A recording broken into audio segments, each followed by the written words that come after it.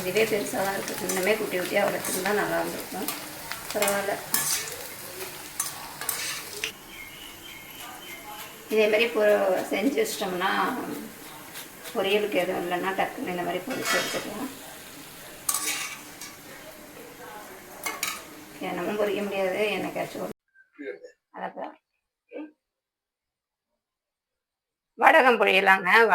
வடகத்துக்கு பார்த்தீங்கன்னா வத்தலுக்கு நான் பச்சரிசியும் சவ்வரிசியும் அரைச்சி வச்சுருக்கேன். 1 கிலோவுக்கு 1/4 கிலோ சவ்வரிசி. பச்சரிசியை நல்லா அலசி காய போட்டுட்டு போட்டது பிறகு 1 கிலோவுக்கு 1/4 கிலோ சவ்வரிசி போட்டு நல்லா மிஷினில் கொடுத்து அரைச்சி சளிச்சு வச்சுருக்கேங்க. அடுத்தது பார்த்தீங்கன்னா இதுக்கு சீரகம், இதுக்கு தேவையான பொருள் பார்த்தீங்கன்னா சீரகம், லெமனை புழிஞ்சு வச்சுருக்கேன், பச்சை மிளகாய் அரைச்சி வச்சுருக்கேன், தேவையான அளவு உப்பு, கொஞ்சமாக பெருங்காயத்தூள் எடுத்து வச்சுருக்கேன். தண்ணி பாருங்க, தண்ணி கொதிச்சிட்ருக்கு.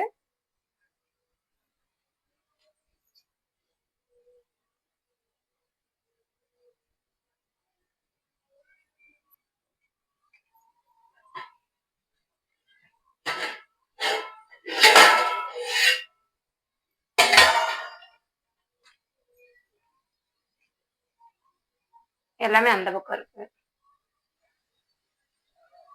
நம்ம அரைச்ச பச்சை மிளகாயை இதில் போட்டுக்கலாம். காரத்துக்கு தகுந்த மாதிரி எடுத்துக்கோங்க. தண்ணி நல்லா கொதிச்சிருச்சு. ஓப்பன் பண்ணத்துல அது ஆறிடுச்சு. பெருங்காயத்தூள், சீரகம்,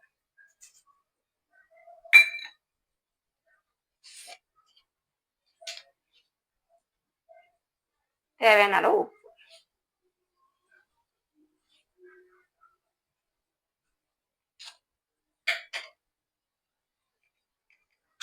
இது கிண்டுறதுக்கு பார்த்தீங்கன்னா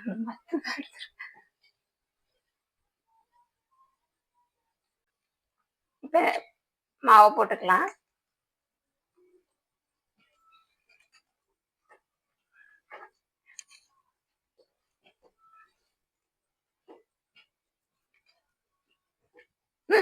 பச்சை மிளகாய் கொஞ்சம் நெடி ஏறதான் செய்யும்.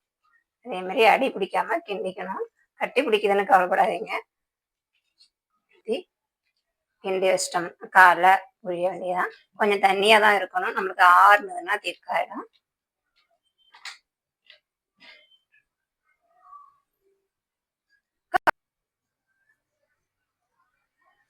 லாஸ்டா லெமன் ஊற்றி கிளறி வச்சிடலாம்.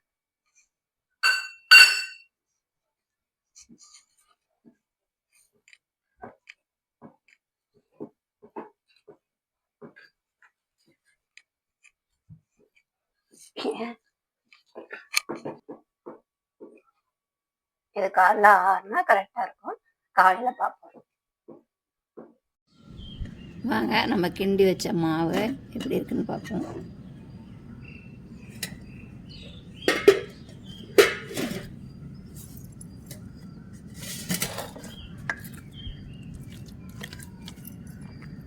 சூப்பராக வந்திருக்கு. நான் பார்த்திங்கன்னா முறுக்கு வச்சுருக்கு இல்லையா, முறுக்கு வச்சுல இந்த ஸ்டார் எடுத்திருக்கேன். நீங்கள் இந்த ரவுண்டாக உள்ளதையும் போட்டுக்கலாம்.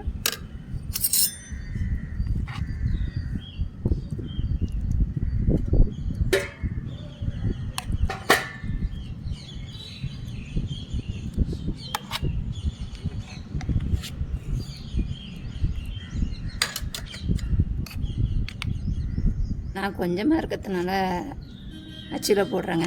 நீங்கள் நிறையா இருந்ததுன்னா கவரில் போட்டு, பால் கவரில் போட்டு லைட்டாக முனையில் லேசாக கட் பண்ணிவிட்டு போட்டிங்கனாலும் வந்துடும். பார்த்துங்க, நல்லா அழகாக வருது. இது அப்படியே துணியில் போட வேண்டியதான்.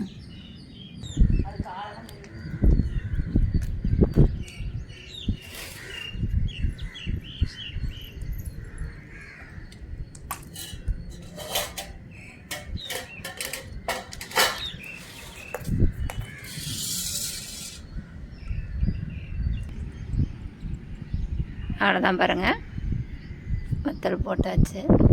இது சாயந்தரம் எடுக்கும்போது பார்ப்போம். சும்மா கொஞ்சோண்டு மாவுதாங்க, ரொம்ப இல்லை.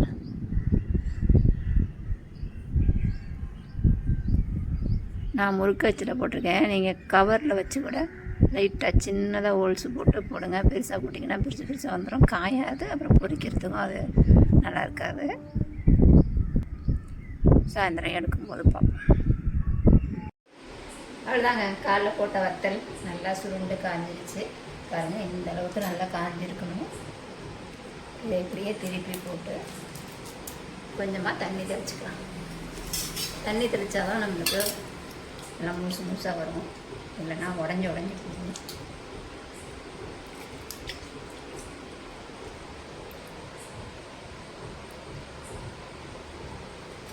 நான் கொஞ்சமாக தெளிச்சிருக்கேன் காட்டுறதுக்காக வச்சுட்டு.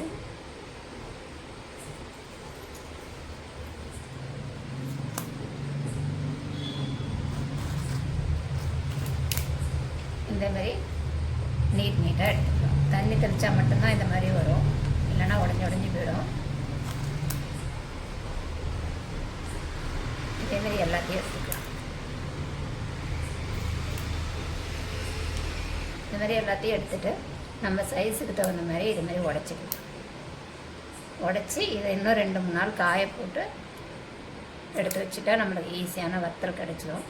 நான் இதை காய போட்டு உங்களுக்கு பொரித்து காட்டுறேன். இது ஒரு 2-3 நாள் நல்லா காய போடணும். அன்றைக்கி வடகம் போட்டோம் இல்லையா, அதை எப்படி பொரிக்கிறதுன்னு பார்க்கலாம். இது மாதிரி குட்டி குட்டியாக உடச்சி வச்சிட்டோம்னா ஈஸியாக இருக்கும் பொரிக்கிறதுக்கு. நீட்டாக இருக்கும்போது பொரிக்க முடியாது. இந்த மாதிரி குட்டி குட்டியாக உடச்சி வச்சுட்டோம்னா பொரிக்கிறது ஈஸியாக இருக்கும். பொரிச்சிடலாமா? இதில் நான் கொஞ்சம் தான் உடச்சிருக்கேன், அதனால் அதை காட்டுறேன். எண்ணெய் காஞ்சிட்ருக்கு, போட்டு போடலாம்.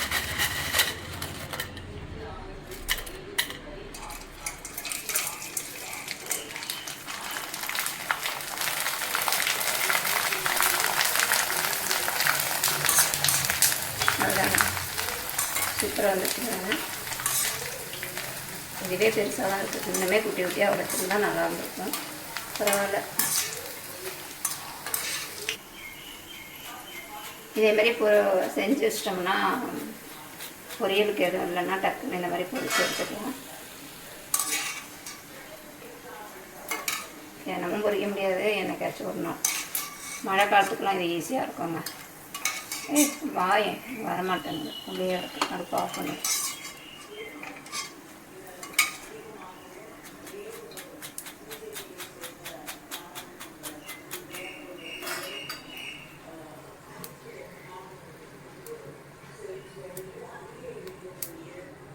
இது கலை கிச்சன் சேனலை சப்ஸ்கிரைப் பண்ணுன்னா சப்ஸ்கிரைப் பண்ணுங்கள். வீடியோ பிடிச்சிருந்தா லைக் பண்ணுங்கள், ஷேர் பண்ணுங்கள், கமெண்ட் பண்ணுங்கள். மறக்காமல் சப்ஸ்கிரைப் பண்ணுங்கள். இன்னொரு வீடியோவில் சந்திப்போம். டாடா பாய்.